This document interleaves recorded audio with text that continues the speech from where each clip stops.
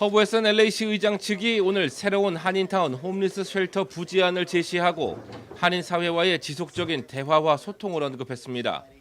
웨슨시 의장은 자신의 사무실에서 WCC, 한인회 등 주요 단체 관계자들과 공동 기자회견을 갖고 윌셔 후보 사이트를 홈리스 쉘터로 제시하고 기존에 언급된 부지는 한시적인 Measure HHH 시니어 하우징으로 사용하겠다고 밝혔습니다. Wilshire and Hoover is where we're going to focus our attention. And when that assessment comes back, I will ask neighborhood councils to be engaged in putting together some kind of opportunity for all of the communities to see exactly what's going on.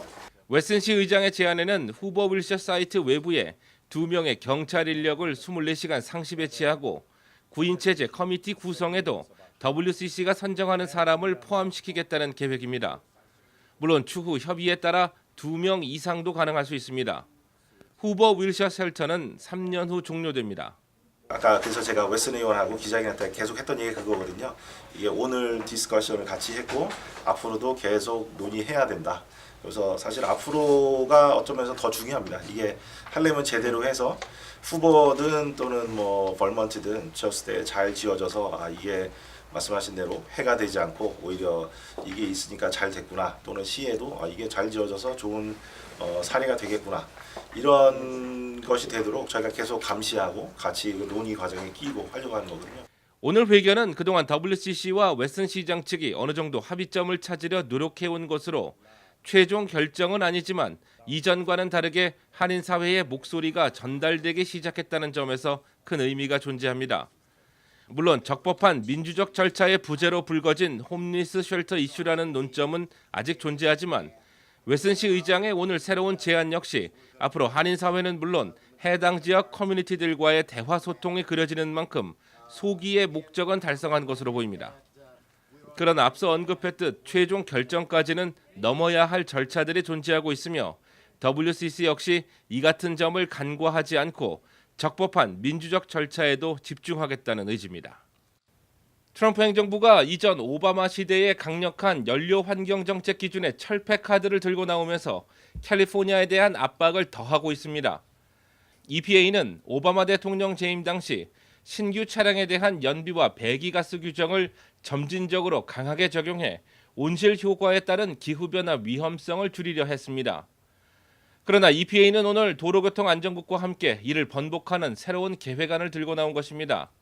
이번 안은 오는 2020년까지 해당 규정의 동결을 주장하고 있습니다. EPA 측은 지속적인 연비 개정 요구가 신규 차량의 제작 비용과 판매 가격 상승을 불러오고 있다고 전제하고 소비 심리의 위축을 우려했습니다. 그러나 이번 계획안은 결국 캘리포니아에 대한 압박이라는 분석이 지배적입니다. 가주는 그동안 연방정부 레벨보다 더 강력한 자체적 배기가스 규정을 적용해오고 있는데 사실 이는 캘리포니아만 누릴 수 있었던 특권으로 자체 규정 적용이 힘든 타주는 캘리포니아 또는 연방정부의 규정 가운데 하나를 따를 수밖에 없었다는 것입니다. EPA의 오늘 발표를 놓고 하비에르 베세라 가주 검찰총장은 즉각 성명서를 통해 트럼프 행정부의 결정을 따를 수 없다고 밝혔습니다. 베세라 총장은 21세기 테크놀로지를 기반으로 발전하는 캘리포니아는 과거로 회귀할 수 없다고 덧붙였습니다. 베세라 검찰총장은 오바마 행정부의 대기 정책을 지키는 19개 주 검찰총장 연합의 일원으로 오는 2025년까지 모든 자동차 제조사가 갤런당 55마일의 연비를 달성하도록 하는 목표를 설정해두고 있습니다. 한편 LA를 비롯한 국내 407명의 주요 도시 시장들도 트럼프 행정부를 향해 비난의 목소리를 높이고 있습니다.